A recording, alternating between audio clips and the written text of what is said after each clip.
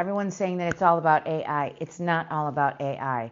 I was recently at a trade show and I was able to spot 5 opportunities that my coworkers did not spot.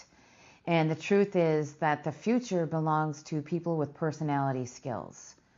In this video, I'm going to show you the 3 moves I made that made all the difference. While my coworkers were hanging around in the booth waiting for leads to come to them, I was out in the larger trade show atmosphere creating opportunities they never saw coming. And in the age of AI and automation, these human connections are going to be your most valuable asset. So again, I'm out there talking, saying hello to people, just being myself, not talking about tech, not talking about bots or anything like that. And what happened was I sat down and went into this particular session to hear one of the topics, probably about AI. And this gentleman sat next to me. And I said, hi, how are you? Using my personality skills, not being shy, saying hello, but not being overbearing either. And he and I started talking. Well, it turns out he was from a large, very well-known horse, involved in the horse business. I have a personal connection to the horse business, or a personal affinity for it, a love for it. My father was a big fan of the Derby. We're big fans of the Derby. My sister actually named a racehorse when we were younger. Some of my father's friends owned racehorses, and that story is that she couldn't sleep. She was a young girl, and she couldn't sleep at 6 years old. And my father said, hey, well, my buddy Jean just bought a horse. Why don't you see if you can come up with a name for the horse? And she did, and the horse's name was My Last Penny. Anyway, I shared that story with the gentleman. We had just a nice connection, a nice little conversation. And in short, because of that, and because I was able to disarm him and make him feel comfortable and not pounce on him like a salesperson, we just talked like 2 humans, and I was able to secure a meeting with him for the next morning. Now, this opportunity, nobody even knew existed, and it was just uncovered because I was out there being a person. And this is one of the key career moves that you can make, is just get good at speaking with people, asking people about themselves, being genuinely interested in others. And that's a great way to use your personality. It's what I did, and that was one opportunity that it created for me. So the second thing, and another move that I made that is important is, and this is, you'll see how it relates. The Friday before the trade show, which I left last Sunday for the trade show, I had wanted to go out to this jazz club and see this singer who I really like. And I found myself with really nobody to go and no one to go with me or meet me at the club. And in a rare move, I decided that, you know what, I'm going to go anyway. And I got myself all dressed up because there's a dress code at this club.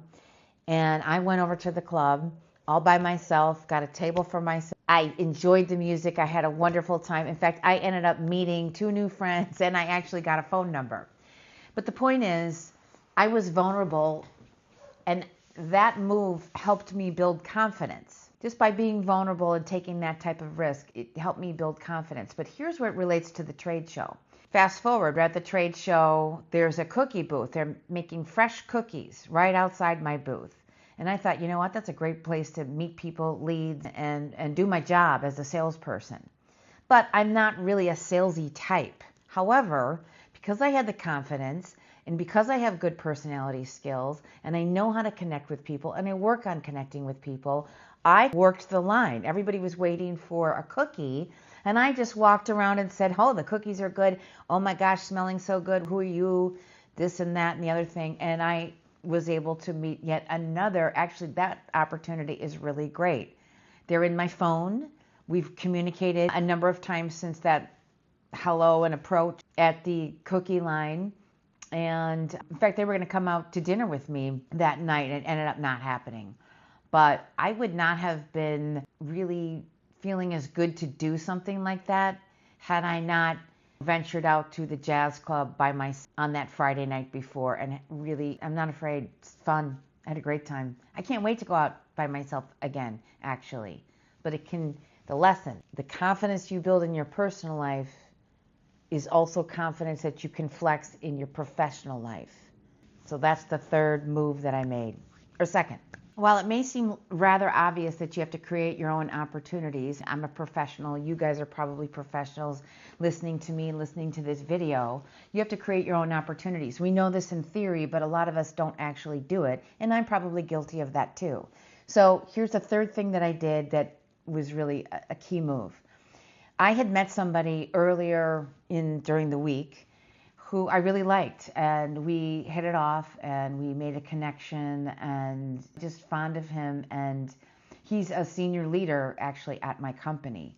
Interesting person on many levels, both professionally and personally. And I just enjoyed every minute of talking to him and wanted to talk with him more. I found out that we were both going to be at a team dinner at the last night of the trade show.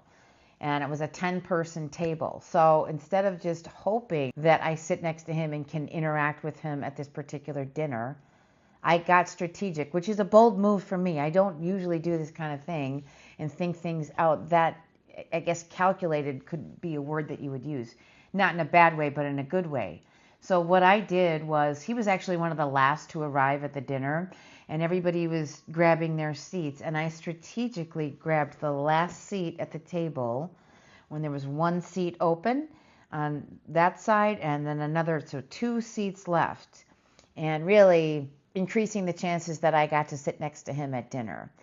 And as you can bet, we did sit next to each other at dinner. In fact, he thanked me for saving a seat for him.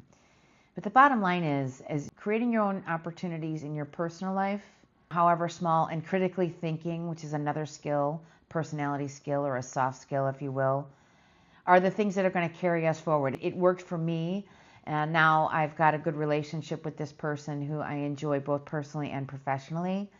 But that's the 3 key moves that I made. And there's another deal actually that I've been brought into, and I'm not saying it's 100% because of this move at dinner, but because I'm making these moves and using my personality, using my skills, being strategic, I'm able to create these opportunities. And you can too. So these 3 key moves that I made: networking, strategic positioning, and confidence building through courage, going out by myself. These are all skills and key moves that AI cannot replicate, but you can. And so if you've got personality, I really do think that people with personalities who are not shy, who know how to talk to other people, can engage with other people. If you're not one of those people, work on it. You can increase those skills. But I think that that's where the future is going to be. AI is not there yet. And I think actually you can make quite a bit of money doing that. So that's